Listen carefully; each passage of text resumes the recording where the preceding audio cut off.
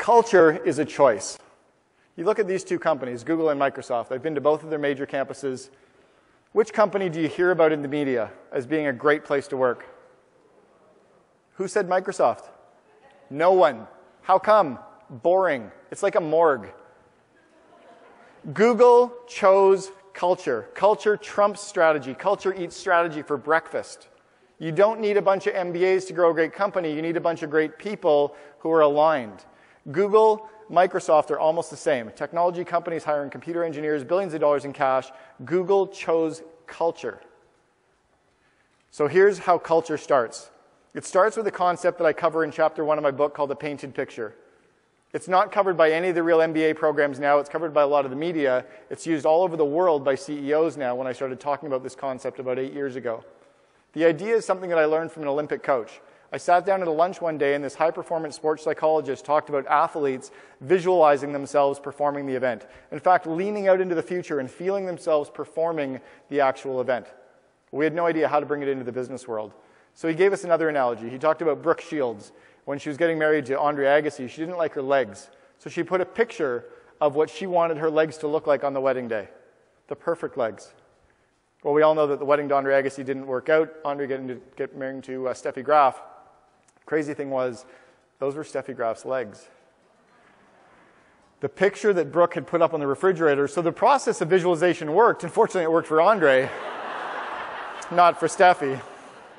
We still had no idea how do you bring it into the business world. So he talked about contractors who essentially take drawings from the homeowner. People that want to build a home or do a renovation take pictures out of magazines, photos from their friends' houses when they're not looking. And they take all these sketches and drawings and we hand it to a contractor and we go, build us this.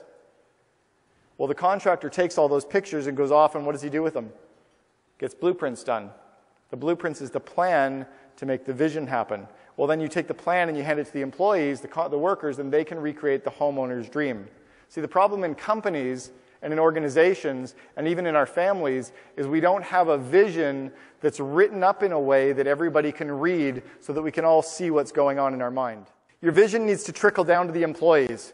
You got to get out of the box to write it. You can't sit in your office and write a painted picture. You've got to go somewhere where you're inspired, somewhere around nature. Go sit at a park or up in the mountains or at the lake. Go sit somewhere and just relax. Do a mind map. Take a notepad, turn it in landscape mode, and just jot down ideas of what your business looks like 3 years in the future. If you're a CEO, I teach them to think about operations and finance and IT and marketing and sales and describe those business areas as if you've gone into a time machine and you're looking around at it right now in the present. Describe it in the present moment. If you're there in the future, you don't know how it happened. You just know what it looks like. So describe what it looks like, then bring that vision back, and your team will figure out how. So your first step is get all the bullet points written up, and then you write it up into a paragraph style. Now, our role, again, as CEOs is not to be a great writer. So once you get it written up into a rough draft, you can give it to a writer who can really make it pop off the page. And then you can get some graphic design elements added to it. This is a CEO of a bilingual preschool company. So they use little illustrations that look like they were done with crayons to make each of the paragraphs of their painted picture come to life. Your painted picture has to be like a magnet. It has to attract people to your vision. People have to go, oh my God, I want to be a part of this.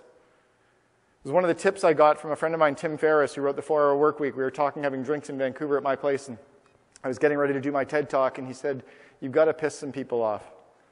He said, if you go out there and just deliver a speech that everybody loves, no one will love it. You've got to polarize. You've got to attract a whole bunch of people like a magnet, and a whole bunch of people hate you. Well, that's what happened.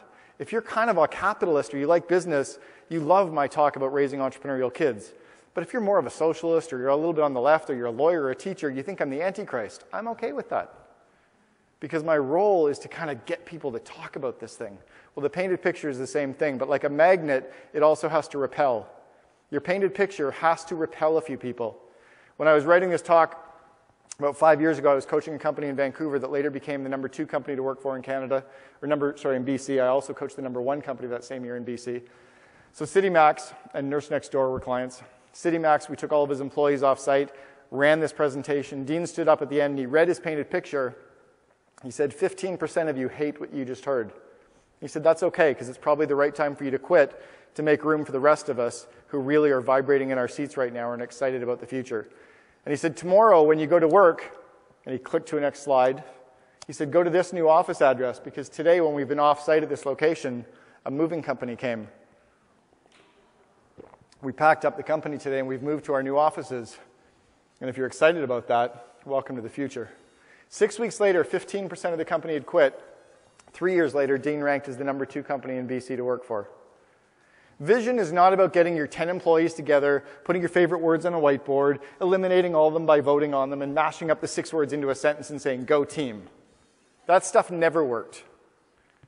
The vision is getting it out of your mind, the movie written down so that people can see it, so that it aligns people. If you're rolling out a painted picture to your team, it's going to feel a little bit goofy. This is what it feels like. Let's say that you're the person dancing. You're the CEO communicating your vision. You're going to do something until everybody joins in, but the reality is no one's joining in. So you feel pretty stupid. But you keep dancing.